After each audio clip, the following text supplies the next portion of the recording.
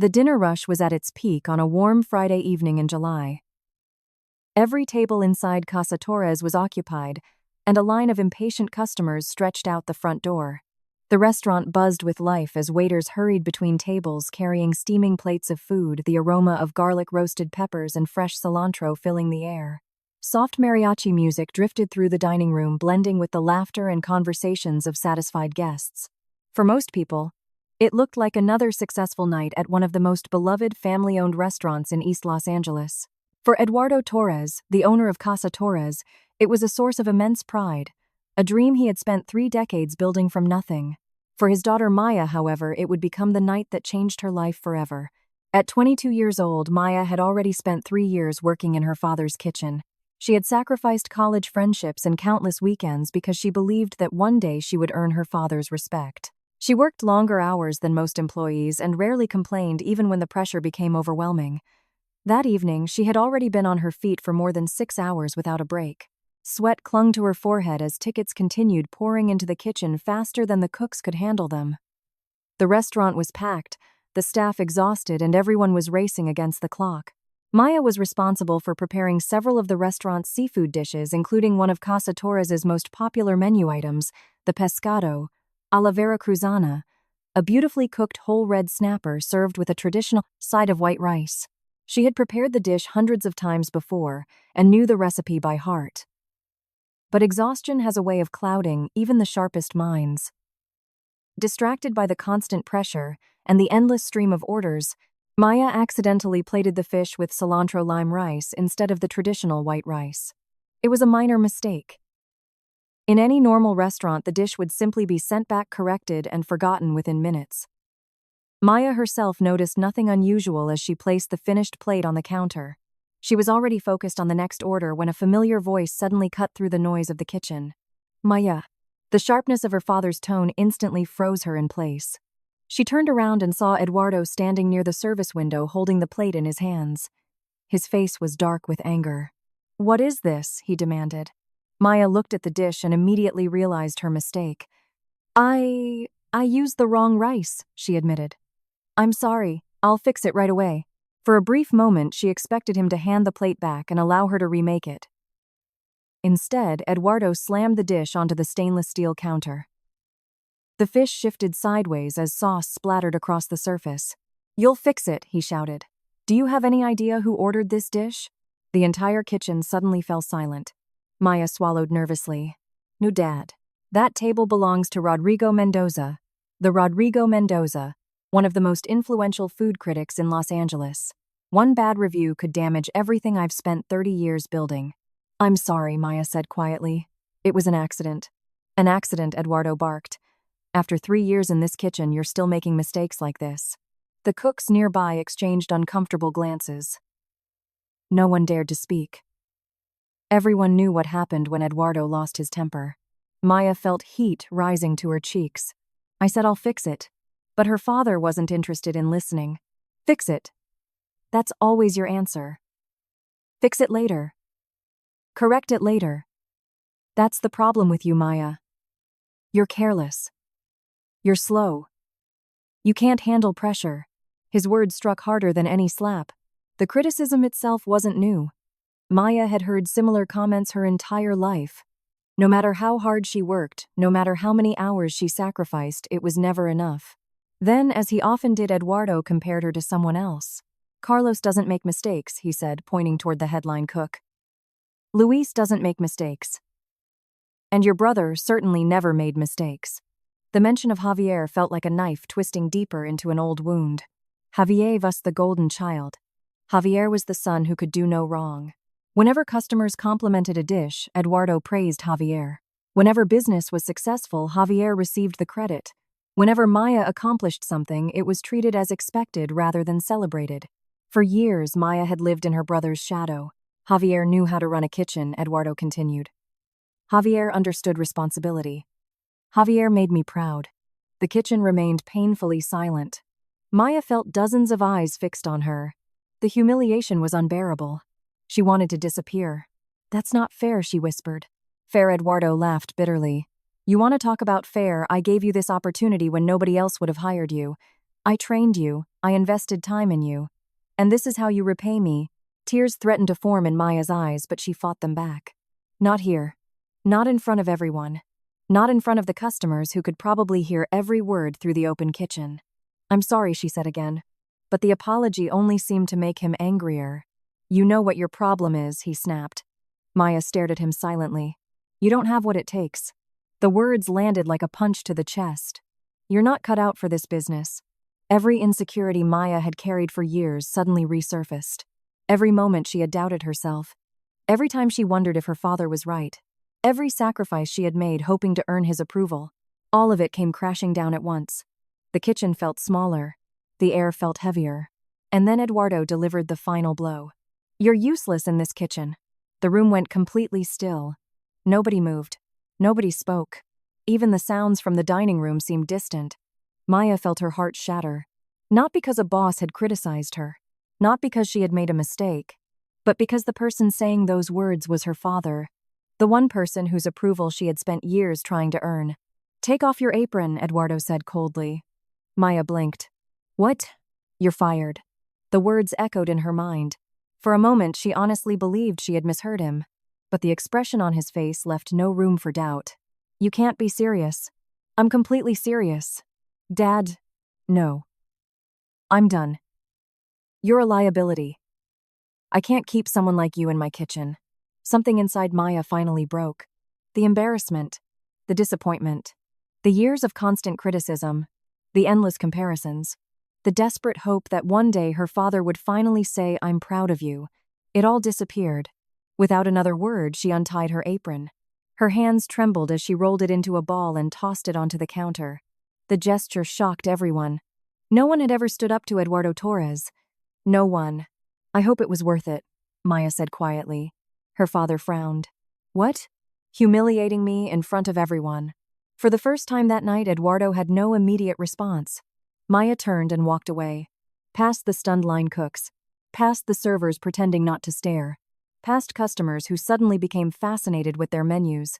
Past her mother standing helplessly near the front entrance. She could feel dozens of eyes following her, but she refused to look back. Outside, she climbed into her aging Toyota Corolla and drove away. Only when she reached her apartment did she finally allow herself to cry. The tears came uncontrollably. She cried for the job she had lost. She cried for the dreams that had collapsed.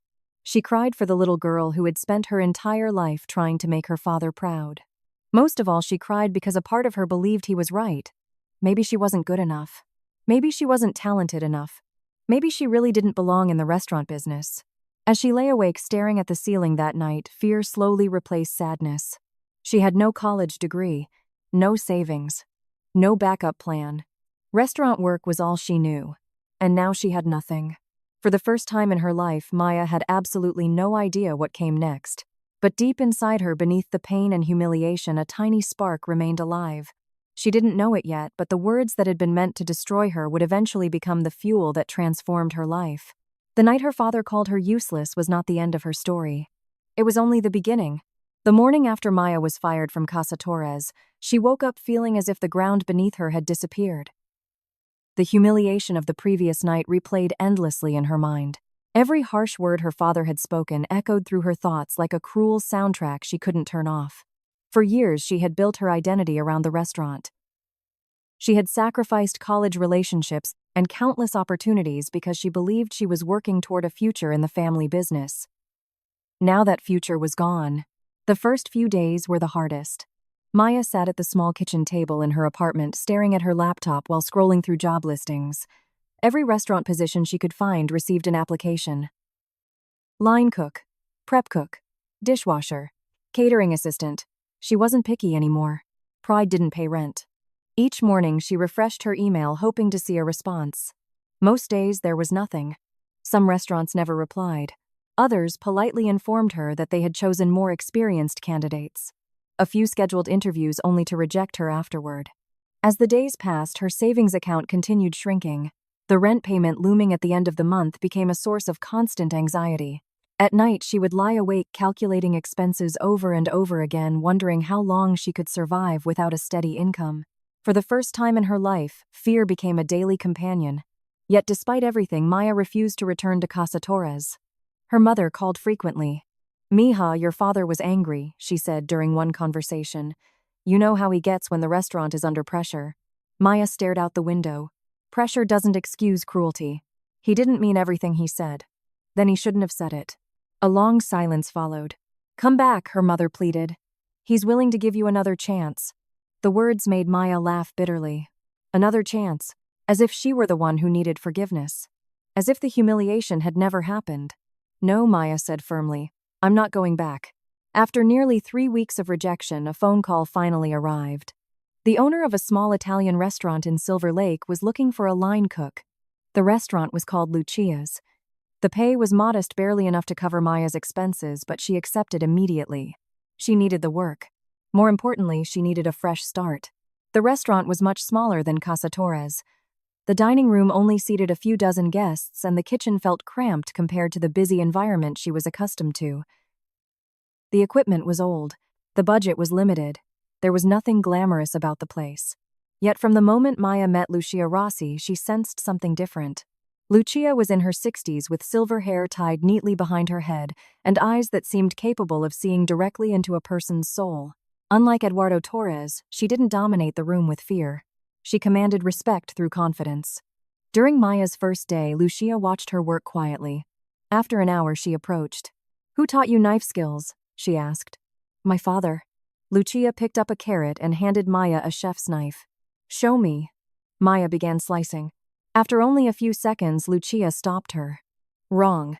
The words stung, but Lucia wasn't angry. She wasn't mocking her. She was teaching. "Look at your grip," Lucia explained patiently. "You're working harder than necessary."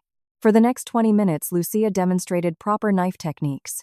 She showed Maya how to position her fingers, how to use her knuckles as guides, how to create speed without sacrificing precision. It was a simple lesson. Yet Maya learned more in those 20 minutes than she had learned during years working under her father. That realization shocked her. Over the following weeks, Lucia continued teaching. Every day brought new lessons. How to properly break down fish. How to select ingredients based on quality rather than convenience. How to build flavor slowly instead of rushing through recipes. How to taste constantly. How to trust instinct while respecting technique. Most importantly, Lucia taught Maya something no one else ever had. Patience. "Cooking is not a race," Lucia told her one evening while preparing fresh pasta dough. "It feels like one. Only to people who don't understand it." Lucia smiled and pressed her hands into the dough. "Anyone can cook quickly. Great chefs know when to slow down." Those words stayed with Maya. For years, she had worked under constant criticism. Every mistake had been met with anger. Every failure had been treated as proof that she wasn't good enough. Under Lucia's guidance, mistakes became opportunities to improve. When Maya overcooked pasta, Lucia explained why. When a sauce lacked balance, Lucia helped her identify what was missing. When she struggled with a technique, Lucia demonstrated it again. There was no shouting, no humiliation, no comparaison, only learning. The contrast between Lucia and her father was impossible to ignore. Eduardo criticized. Lucia coached. Eduardo pointed out weaknesses. Lucia developed strengths. Eduardo expected perfection. Lucia encouraged growth. For the first time in her life, Maya began to understand what mentorship actually looked like. Outside the restaurant, she became obsessed with improvement. Every evening after work, she continued studying. She bought cookbooks with money she couldn't really afford to spend. She watched instructional videos late into the night. She practiced pasta making until her hands ached. She experimented with sauces in her tiny apartment kitchen. She studied ingredients the way other people studied textbooks. The process became an obsession. Week after week, month after month, she improved. Customers started complimenting dishes she prepared. Coworkers sought her advice. Even Lucia occasionally nodded in approval. Those moments meant more to Maya than she cared to admit. For years, she had searched desperately for validation from her father. Now, she was slowly learning to value validation earned through genuine achievement. 6 months passed. Then 9. Then a year. Maya was no longer the insecure young woman who had left Casa Torres in tears. She was becoming a skilled professional. One evening after service, Lucia sat across from her. "You're ready." Maya frowned. "Ready for what?" "A bigger kitchen. I like it here." "I know." Lucia smiled. "But this place can't teach you everything." The words frightened Maya. Leaving meant starting over once again. Yet she knew Lucia was right. Several months later, she accepted a position at one of Los Angeles's most respected restaurants, Osteria Mozza. Walking into that kitchen felt like entering another world. The standards were higher. The expectations were greater. The competition was fierce. Every chef seemed exceptionally talented. For a brief moment, Maya worried she wasn't good enough. Then she remembered something Lucia had taught her. Growth happens outside comfort zones. So she worked harder than ever. She arrived early, stayed late, volunteered for additional responsibilities, asked questions constantly. At Osteria Mozza, Maya wasn't just learning how to cook. She was learning how successful restaurants operated. She observed managers tracking inventory. She studied labor costs. She analyzed menu pricing. She learned how staffing decisions affected profitability. She discovered that building a great restaurant required much more than great food. It required leadership, organization, financial discipline, vision. The deeper she looked, the more fascinated she became. A dream slowly began forming in her mind. For years, she had focused solely on becoming a better chef. Now she began imagining something larger. What if one day she owned her own restaurant? The idea seemed impossible. She had little money, no investors, no business degree, no connections. But she had something she hadn't possessed before. Belief. Real belief. Not the fragile confidence that depended on other people's approval. Not the desperate need for her father's validation. A stronger kind of belief. The belief that she could learn whatever she didn't know. The belief that failure wasn't permanent. The belief that her future belonged to her. Meanwhile, her family continued reaching out. Her mother still encouraged reconciliation. Even her father eventually attempted contact. He wanted her to return. He wanted to offer another chance. Years earlier, Maya might have accepted immediately. She would have done anything to earn his approval. But now she understood something important.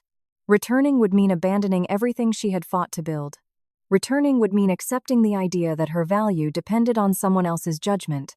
She refused. No, she told her mother during one conversation, "I'm not going back." Why not? Because for the first time in her life, she respected herself enough not to. The frightened young woman who had walked out of Casa Torres no longer existed. In her place stood someone stronger, someone more skilled, someone who had learned that success is not given by family, luck, or approval. It is earned through persistence, sacrifice, and the courage to keep moving forward after the people you love stop believing in you. And although Maya didn't realize it yet, every lesson she was learning, every rejection, every late night, every new skill, every difficult challenge, was preparing her for something far bigger than she had ever imagined. The empire she would one day build was already beginning to take shape. One lesson at a time. By the time Maya completed her second year at Osteria Mozza, she had transformed into someone almost unrecognizable from the frightened young woman who had once walked out of Casa Torres, carrying nothing but heartbreak, self-doubt.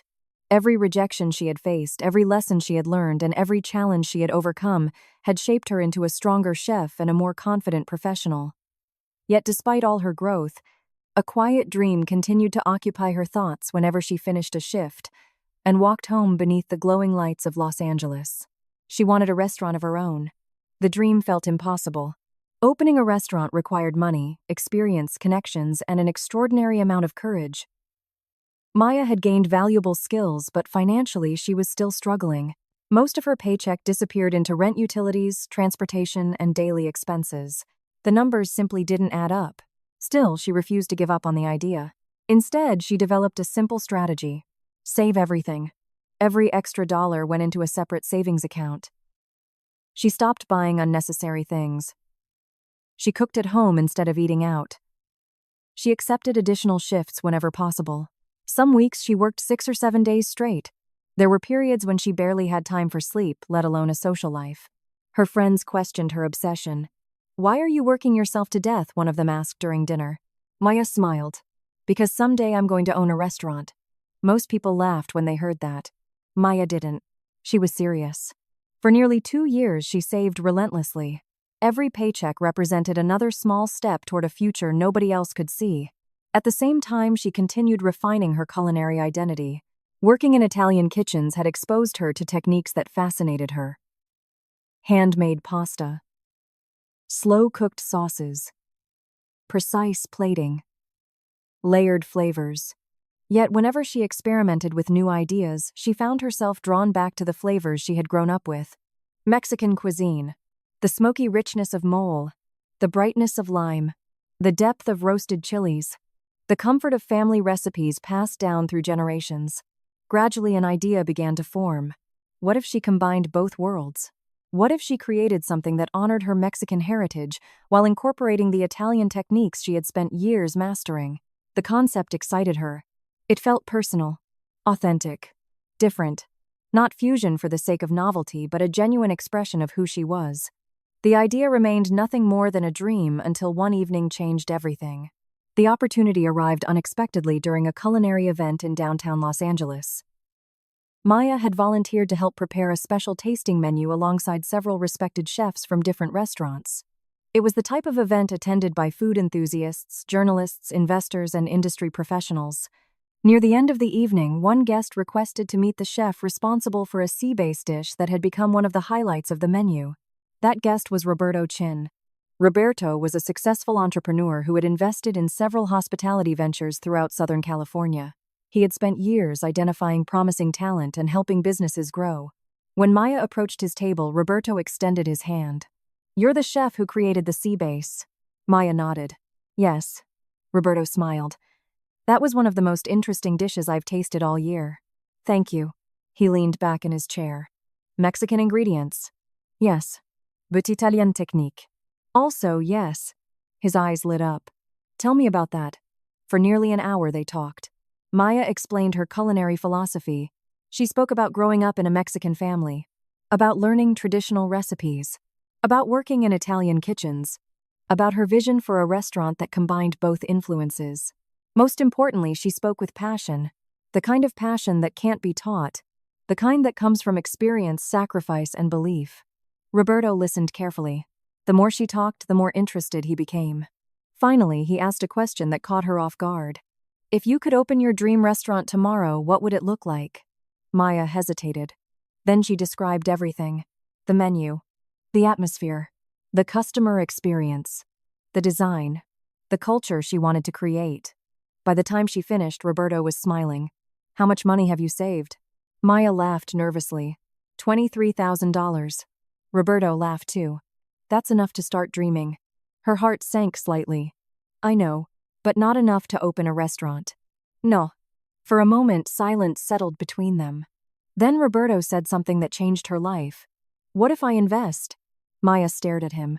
"I'm sorry. What if I invest in you?" The words felt unreal. For several seconds, she wondered if she had misunderstood. "You can't be serious." "I'm completely serious." Roberto leaned forward. "I invest in businesses all the time. Most of them have money, but no vision. You have vision. That's harder to find." Maya could barely process what she was hearing. Roberto proposed a partnership. He would provide $200,000 in startup capital. Maya would contribute her savings, her expertise, and her leadership. Together, they would launch the restaurant. It was the opportunity she had spent years waiting for. 6 months later, after endless planning, budgeting, permit applications, and sleepless nights, Marisol officially opened its doors in Culver City. The restaurant was small, only 28 seats, a tiny kitchen, a limited budget, but it was hers. For the first time in her life, Maya wasn't building someone else's dream. She was building her own. The opening weeks were exciting. Customers loved the concept. Friends and family visited. The local community showed support. Then reality arrived. The restaurant business was far more difficult than Maya had imagined. Some nights only a handful of tables were occupied. Bills piled up. Food costs exceeded projections. Labor expenses remained high. Revenue wasn't growing fast enough. Every month brought new problems. Several times Maya feared the business would fail. She spent countless nights sitting alone in the empty dining room, after closing, staring at spreadsheets and wondering if she had made a terrible mistake. The pressure was overwhelming. Yet unlike the pressure she had experienced under her father, this pressure felt different. This pressure belonged to her, and she was determined not to quit. Months passed. The financial situation remained fragile. Then something extraordinary happened. One of Los Angeles's most respected food critics visited Marisol. The review appeared a few weeks later. The headline alone changed everything. "Marisol is redefining modern California cuisine." The article praised Maya's creativity, technical skill, and unique culinary vision. It described her dishes as bold, thoughtful, and deeply personal. Within days, reservations exploded. Phone lines became overwhelmed. Tables booked weeks in advance. For the first time, customers were being turned away because there simply wasn't enough space. Maya couldn't believe it.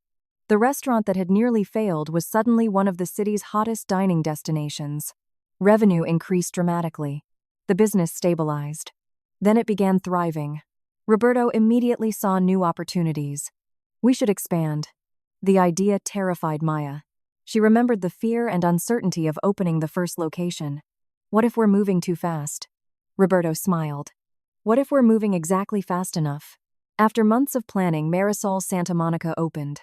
The second location was larger, more ambitious, more sophisticated. To Maya's relief, customers embraced it immediately. Success followed success. Soon came a third location in downtown Los Angeles. Then another in Pasadena. Then San Diego. Each opening brought new challenges, but Maya was no longer the inexperienced chef she had once been. She understood operations. She understood staffing. She understood financial management. Most importantly, she understood leadership. The team around her continued growing. Dozens of employees became hundreds. Chef, managers, servers, accountants, marketing specialists. The small dream that had begun inside a tiny 28-seat restaurant was evolving into something much larger. By the fourth year, Marisol Restaurant Group operated 7 successful locations throughout Southern California. Annual revenue exceeded $8 million. Industry publications began featuring Maya's story. Investors sought meetings. Aspiring chefs asked for mentorship. The woman who had once struggled to find work was now creating opportunities for hundreds of others. Yet perhaps the most remarkable transformation wasn't financial. It was personal. For years, Maya had measured her worth through the opinions of other people, especially her father. Every criticism had felt devastating. Every rejection had felt permanent. Every mistake had felt like proof of failure. Now she understood something different. Success wasn't about proving people wrong. It was about proving herself right. Each restaurant represented more than a business achievement. It represented resilience, growth, persistence, healing. By year 6, Marisol Restaurant Group had expanded beyond Southern California. New locations opened in San Diego, Orange County, and neighboring markets. Annual revenue climbed beyond $18 million. The company employed hundreds of people. Industry analysts described Maya as one of the most promising entrepreneurs in hospitality. At 29 years old, she had accomplished more than she ever imagined possible. One evening, after visiting several locations in a single day, Maya stood alone inside the original Marisol restaurant. Customers filled every table. The kitchen hummed with energy. Employees moved confidently through the dining room. Laughter echoed throughout the space. For several moments, she simply stood there and watched. Years earlier, she had left Casa Torres believing her life was over. She had believed she was a failure. She had believed the cruel words spoken by her father. Now she understood how wrong those beliefs had been. She was no longer the frightened young woman who needed permission to dream. She was no longer the daughter desperately seeking approval. She was no longer the employee who feared making mistakes.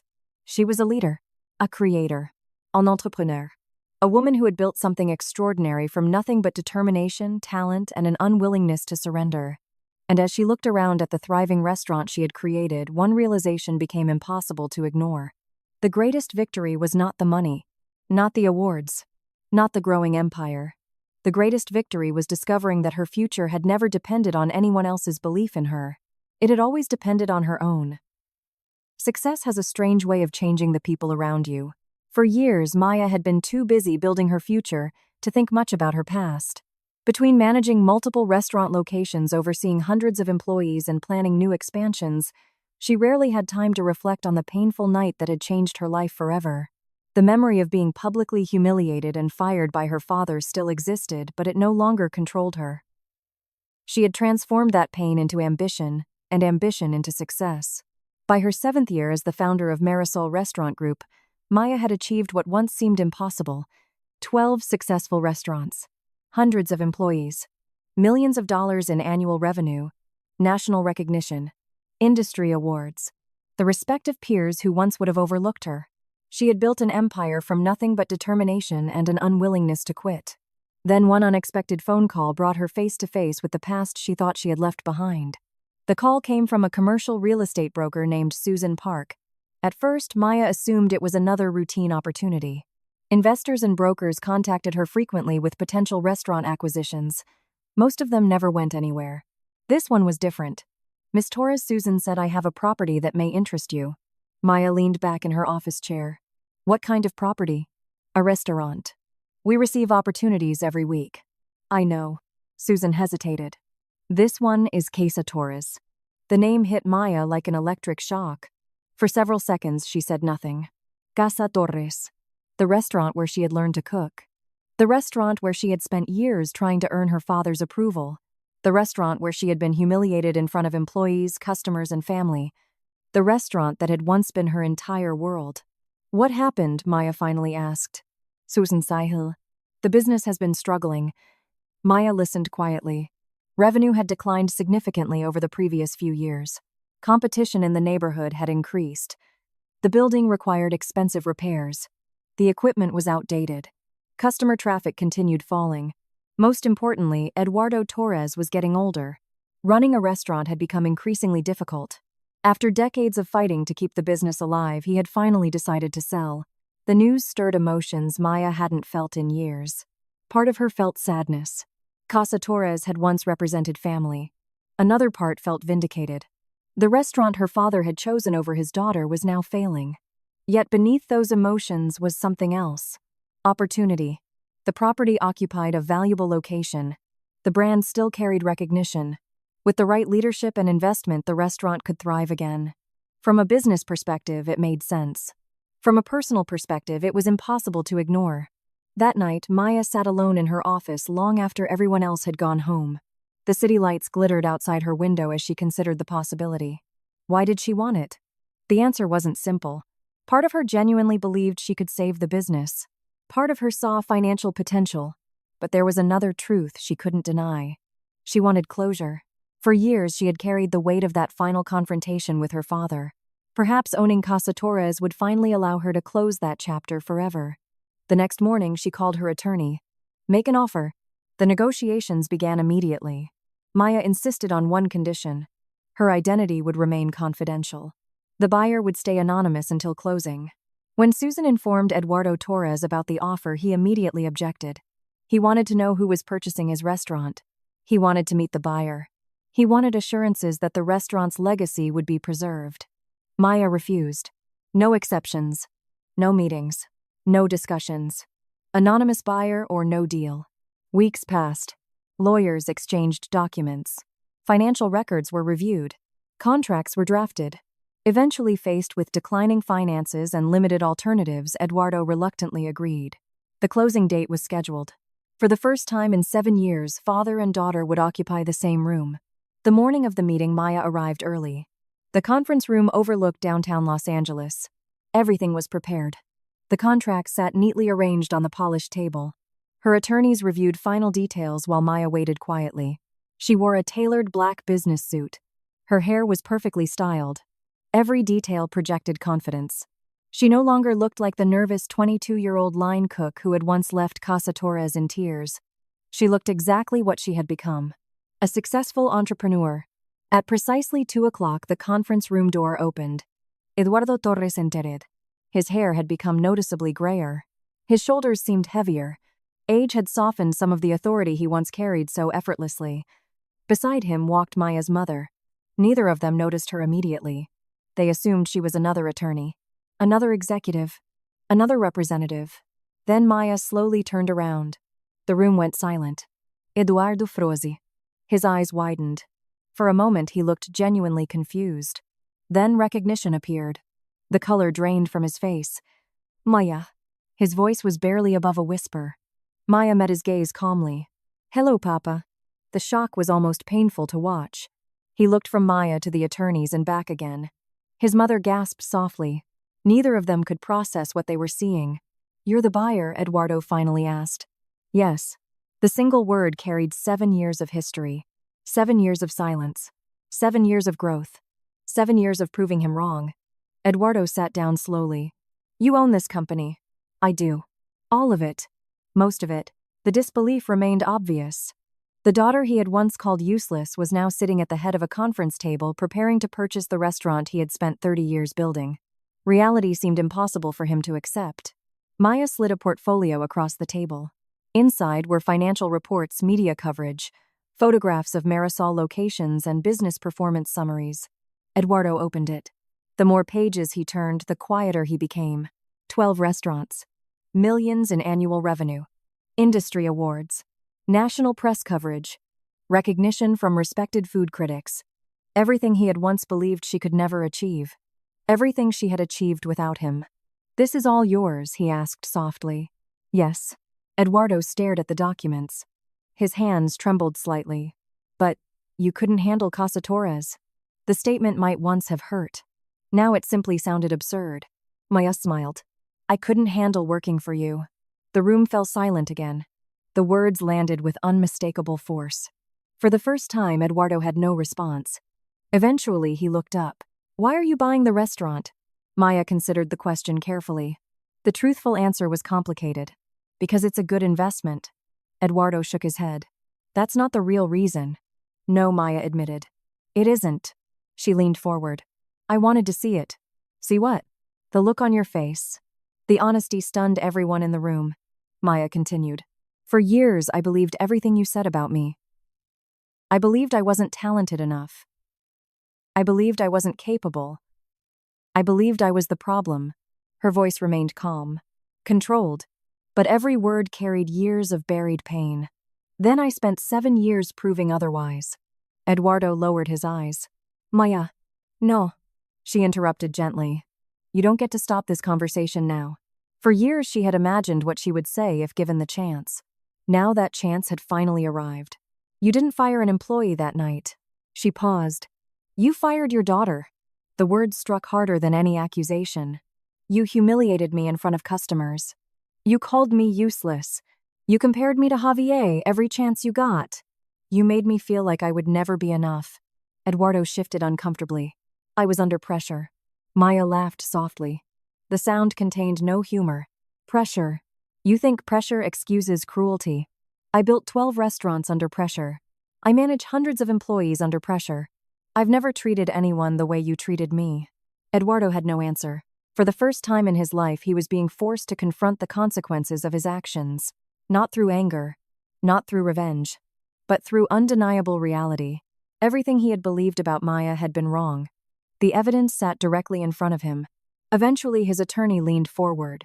"Mr. Torres, financially speaking, this is your best option." Everyone understood what that meant. He needed the deal. The restaurant needed the deal. There were no alternatives. The leverage belonged entirely to Maya. The power dynamic had completely reversed. Years ago, she had stood helplessly in his kitchen. Now he sat helplessly at her negotiating table. Eduardo stared at the contract. His expression revealed resignation more than defeat. Slowly, he picked up the pen. The room remained silent as he signed the first page. Then another. And another. Each signature marked the end of an era. 30 years of ownership. 30 years of sacrifice. 30 years of pride. Transferred to the daughter he once considered a failure. When the final document was complete, the attorneys exchanged copies. The transaction was official. Casa Torres belonged to Maya. For a moment, nobody spoke. Then Maya stood.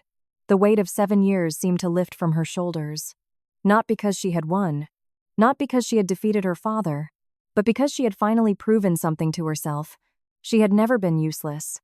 She had never been incapable. She had never needed her father's approval to succeed. The frightened young woman who once left Casa Torres in tears had returned as its owner. The girl who had been fired now controlled the future of the restaurant. The daughter who had been rejected had become the person holding all the power. As she looked around the room, Maya realized something unexpected. The victory wasn't buying Casa Torres. The victory was becoming someone strong enough to walk back into the room where she had once been broken and leave with her head held high. Justice had finally arrived. Not through revenge, but through success. Owning Casa Torres was never the end of Maya's journey. In many ways, it was only the beginning of a new chapter. For years, the restaurant had symbolized pain, rejection, and failure. It was the place where her dreams had been crushed, where her confidence had been shattered, and where she had been told she would never succeed. Now standing inside the building as its new owner, Maya faced a decision that would define not only the future of the restaurant but also the person she wanted to become. She could preserve everything exactly as it was, or she could transform it. Maya chose transformation.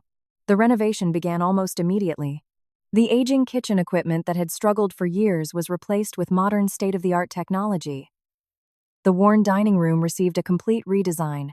Dark, outdated decor gave way to a warm and contemporary atmosphere that celebrated both tradition and innovation. Every detail was carefully considered, from the lighting and furniture to the artwork displayed on the walls. The changes extended far beyond the appearance of the restaurant. Maya knew that if Casa Torres was going to survive, it needed more than cosmetic improvements. It needed a new identity. After months of planning, she made a bold decision. The restaurant would be renamed Casa Marisol. The name honored the business she had spent years building while still acknowledging the history that came before it. It was a bridge between the past and the future. The menu underwent an equally dramatic transformation. Maya carefully preserved several traditional family recipes that customers loved. The mole poblano remained. The coconita pibble stayed. A handful of classic dishes continued to represent the restaurant's roots. But the majority of the menu reflected Maya's own culinary vision. Mexican flavors blended with Italian techniques. Slow-braised short rib ravioli infused with Mexican spices. Mole negro risotto. Carnitas arancini. Tequila lime scallops served with roasted corn puree. Each dish represented her journey, her heritage, her experiences, her growth. For the first time, the restaurant fully reflected who she was. The reopening generated tremendous curiosity throughout Los Angeles. Food critics visited. Influencers shared photos online. Longtime customers returned to see what had become of the beloved restaurant. The response exceeded every expectation. Reviews were overwhelmingly positive. Customers praised the creativity of the menu and the quality of the food. Industry publications highlighted the transformation as one of the most remarkable restaurant turnarounds in the city. Within weeks, reservations were booked months in advance. Lines formed outside the restaurant every evening. Revenue surged beyond anything Casa Torres had ever achieved under previous ownership. What had once been a struggling business became one of the most profitable locations in the entire Marisol restaurant group. The success was undeniable. Yet surprisingly, the financial results mattered less to Maya than she had imagined. The true victory wasn't measured in revenue. It wasn't measured in media coverage. It wasn't measured in profits. The true victory was personal. For years, Maya had carried the burden of trying to prove herself. She wanted her father to acknowledge her talent. She wanted him to admit he was wrong. She wanted validation. Now, standing at the peak of her success, she realized she no longer needed any of those things. Her accomplishments spoke for themselves. Months after the reopening, Maya received an unexpected phone call. The voice on the other end belonged to her father. It was the first time he had contacted her directly since the sale. For several moments, neither of them spoke. Finally, Eduardo broke the silence. "I read about the restaurant." Maya remained quiet. "They say it's incredible. People seem to like it." There was another pause. Then came words Maya never expected to hear. "I was wrong." The admission felt almost unreal. For years, she had imagined this moment. She had imagined the apology. She had imagined the satisfaction she would feel. Instead, she felt something completely different. Nothing. No anger. No excitement. No triumph. Only peace. Eduardo continued. "I was wrong about you. I was wrong when I fired you. I was wrong when I said you weren't good enough." His voice sounded older than she remembered. Smaller. Less certain. For a brief moment, Maya felt sympathy. Not because he had earned forgiveness, but because she finally understood something important. The man who had once seemed so powerful had spent years trapped by his own pride. While Maya had moved forward, he had remained stuck in the past. The apology came too late to change anything. Too late to repair the damage. Too late to restore the years they had lost. Yet hearing it still mattered. Not because she needed it, because she didn't. That was the difference. The young woman who desperately needed her father's approval no longer existed. She had disappeared somewhere along the journey. In her place stood a woman who understood her own worth. "Thank you for saying that," Maya replied calmly. There was another silence. Then Eduardo asked the question he had wanted to ask for years. "Can we start over?" Maya looked out the window of her office.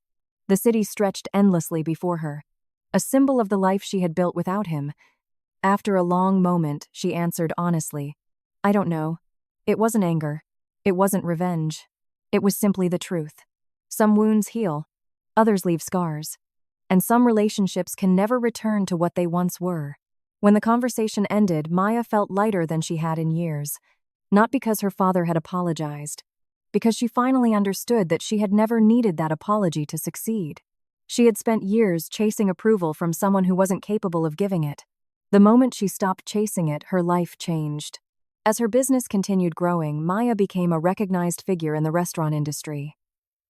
She was invited to conferences, leadership events, and entrepreneurship seminars. Journalists wanted interviews. Young chefs wanted advice. 1 year later, she stood on stage at a major hospitality conference in front of thousands of aspiring entrepreneurs. The audience listened as she shared her story. The failures, the setbacks, the rejection, the victories. Toward the end of her presentation, a young woman raised her hand. "What is the most important lesson you've learned?" she asked. Maya smiled. The answer came immediately. Don't build your life around someone else's approval. The room became silent. For years, I believed my worth depended on what other people thought of me. My father thought I wasn't good enough, so I believed I wasn't good enough. She paused. I was wrong.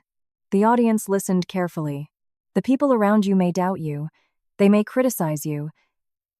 They may tell you that your dreams are impossible. Sometimes those people will even be family. Several people nodded. But your future is not determined by their opinion. Maya's voice grew stronger. It's determined by your willingness to keep going after rejection. It's determined by your ability to learn from failure. It's determined by your courage to believe in yourself when nobody else does. The audience erupted into applause. Later that evening, dozens of young professionals approached her. Some wanted advice. Some wanted photos. Others simply wanted to say thank you. Among them was a young woman who reminded Maya of herself years earlier.